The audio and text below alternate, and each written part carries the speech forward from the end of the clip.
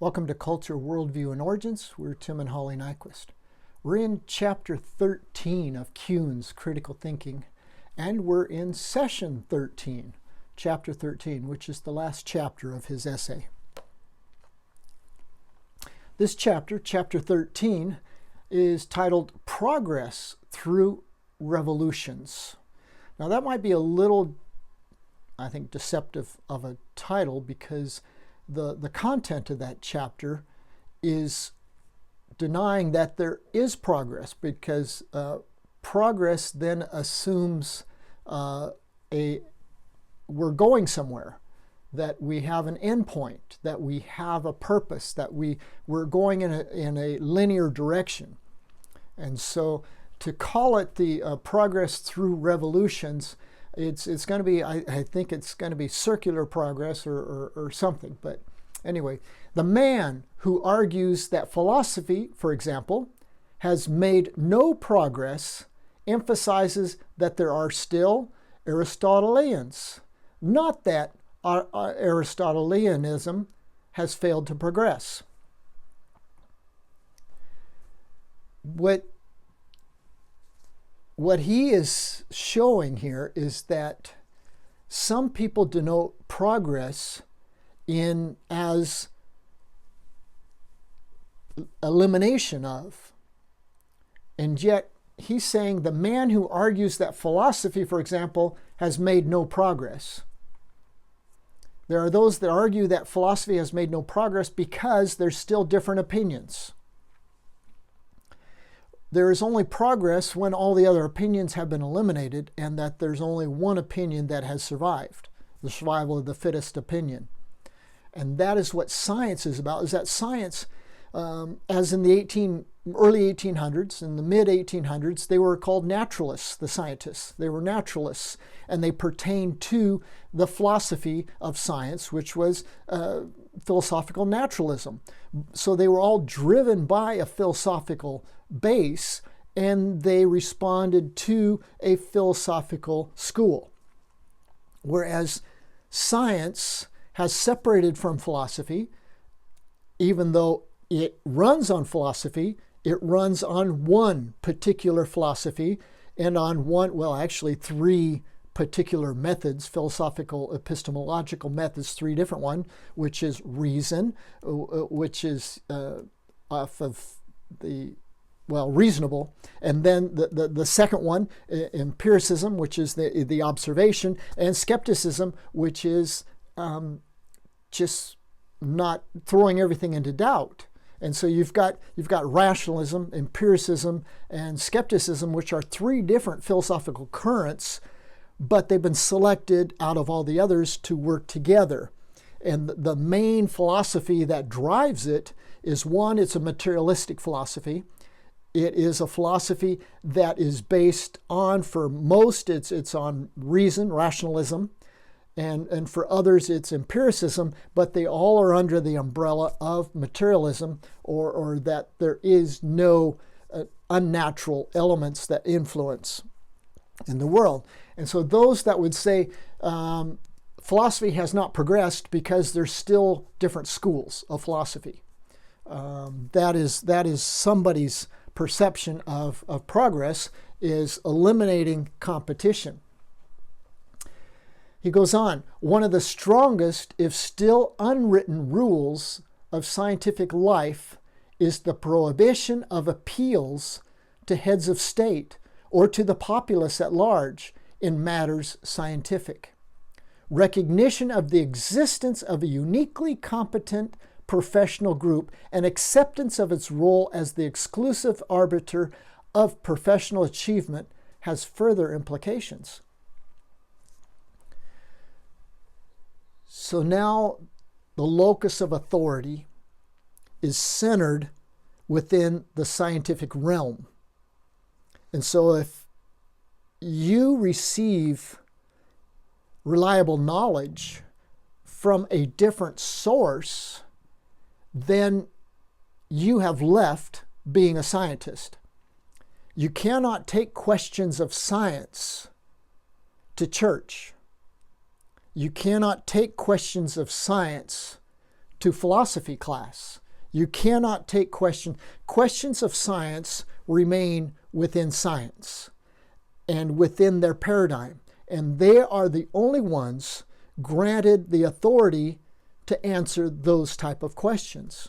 And that's why Richard Dawkins has says, the existence of God. Do you believe in the existence of God? And he says, well, that's a very important question that one has to answer. I believe it is a scientific question. Okay, if that is a scientific question, the existence of God, within the scientific paradigm, can God exist? The answer is no, he cannot.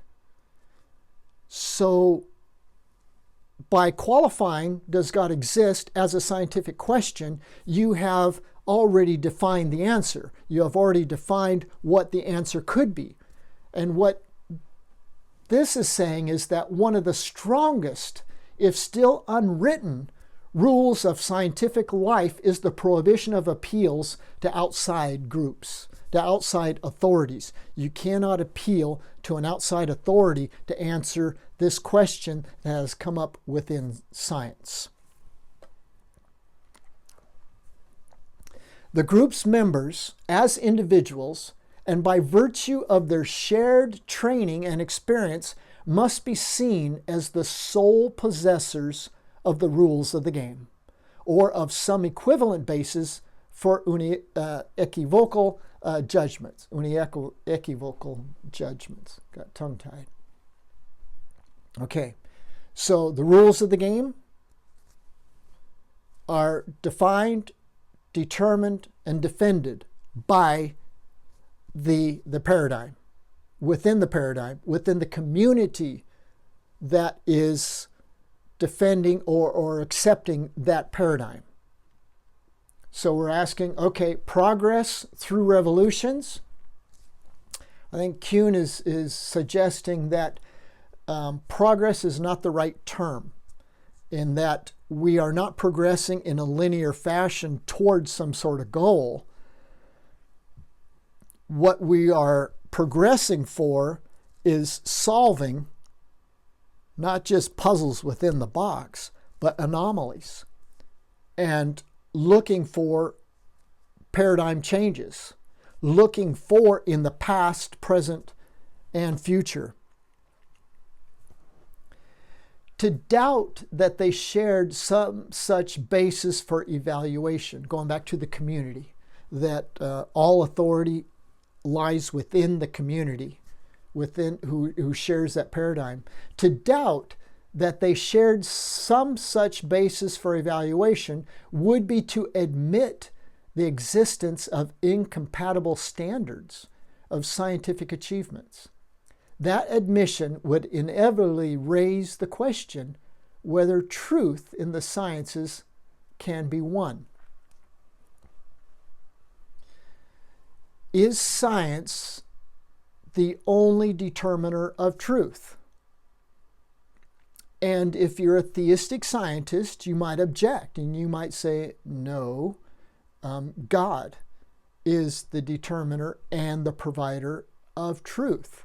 Well, then that would go against this rule within the community, in that admit the existence of incompatible standards of scientific achievements. So how can we maintain two paradigms?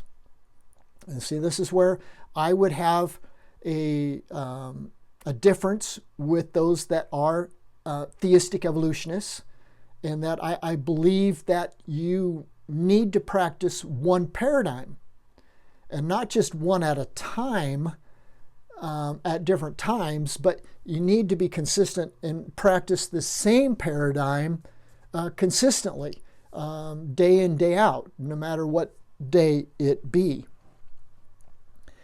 That admission would inevitably raise the question whether truth in the sciences can be won, or can the sciences determine truth for any and all questions. In the sciences, there need not be progress of another sort. We may, to be more precise, have to relinquish the notion explicit or implicit, that changes of paradigm carry scientists and those who learn from them closer and closer to the truth.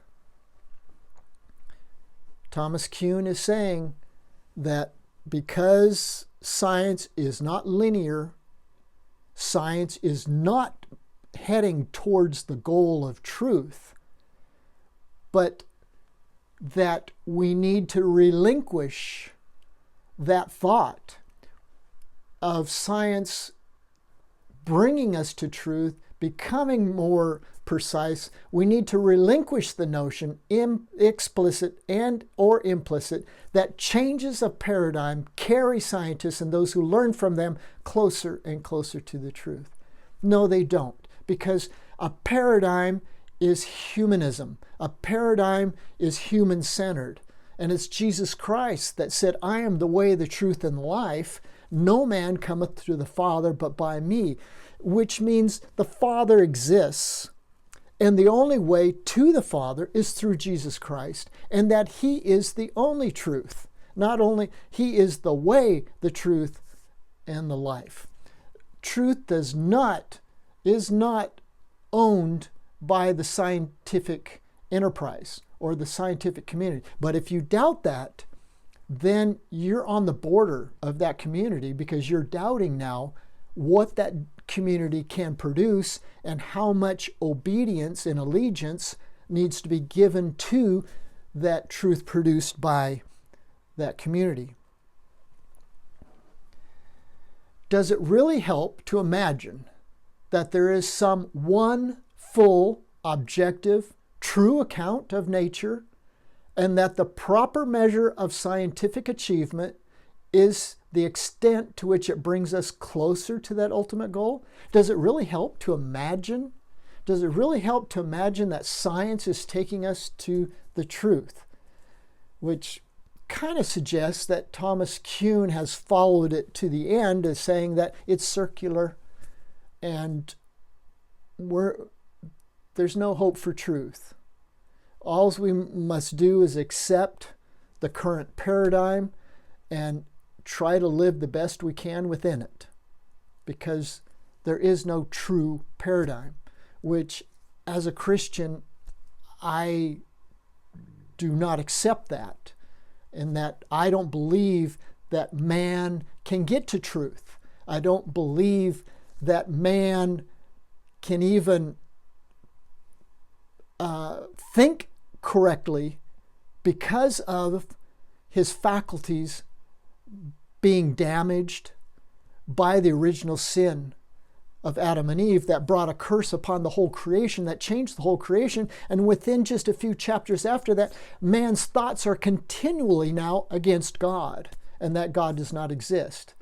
And it's kind of like, so that means that the fall affected man's faculties to think. And are we then confiding in man's faculties to think to bring us to truth? And Thomas Kuhn has said it doesn't look like it. We're not seeking truth. We're just seeking to work with what we got at this moment. Does it really matter? Does it really help?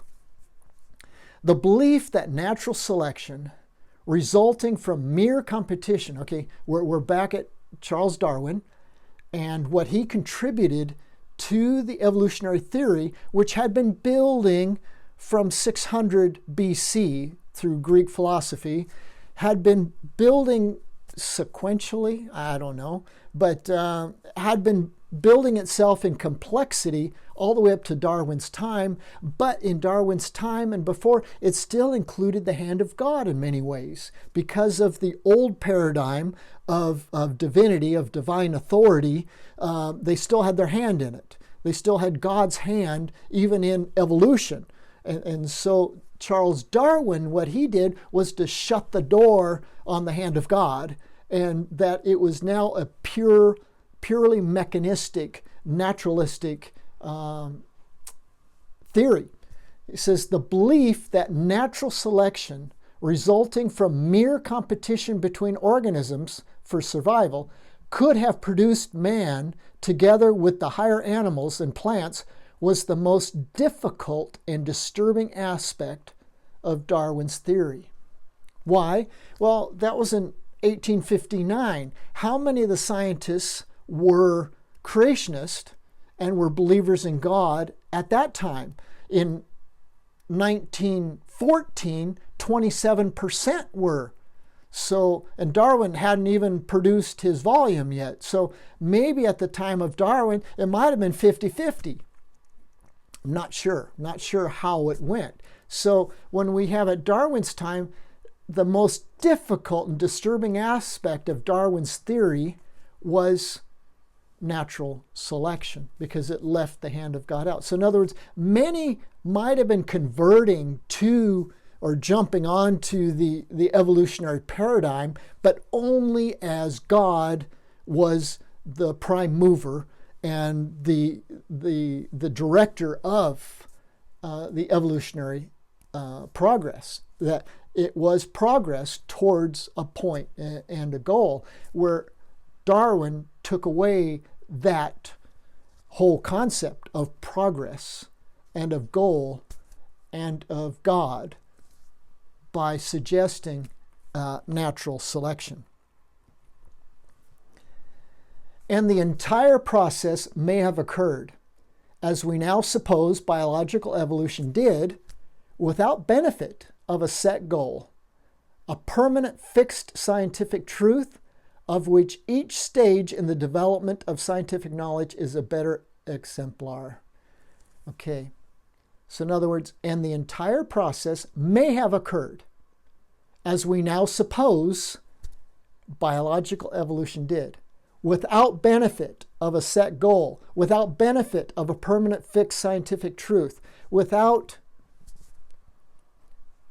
Okay, so this is what we are gaining through Charles Darwin. These are the chapters. And now you can look down and see the structure of scientific revolutions. You can see how each chapter flows.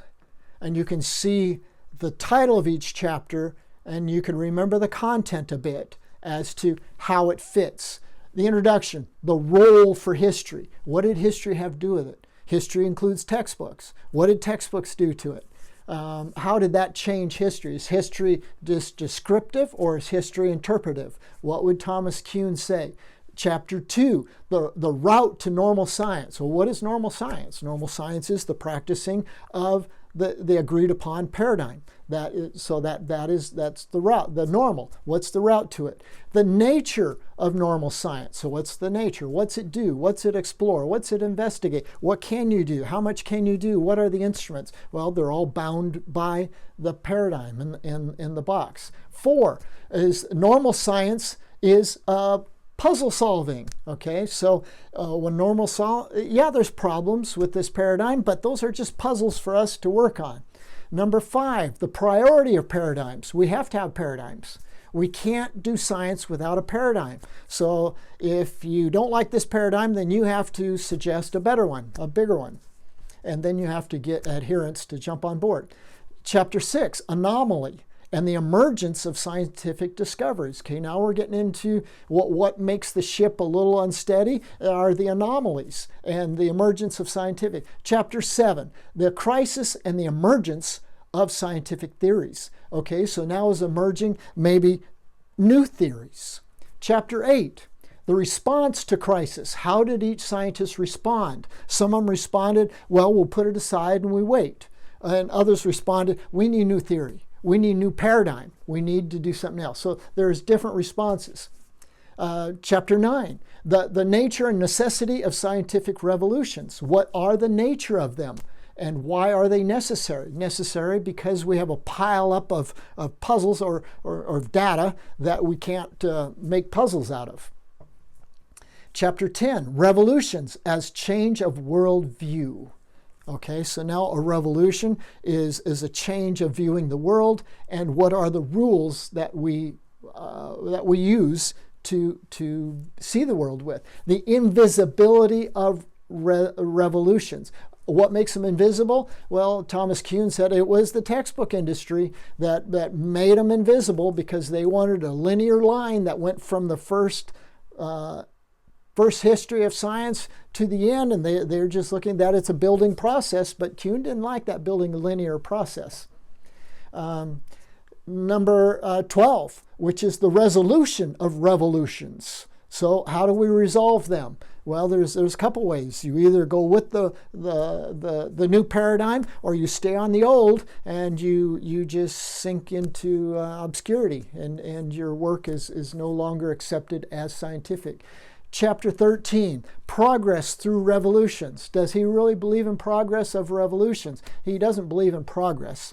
He believes that progress then kind of gives a notion of goal, of purpose.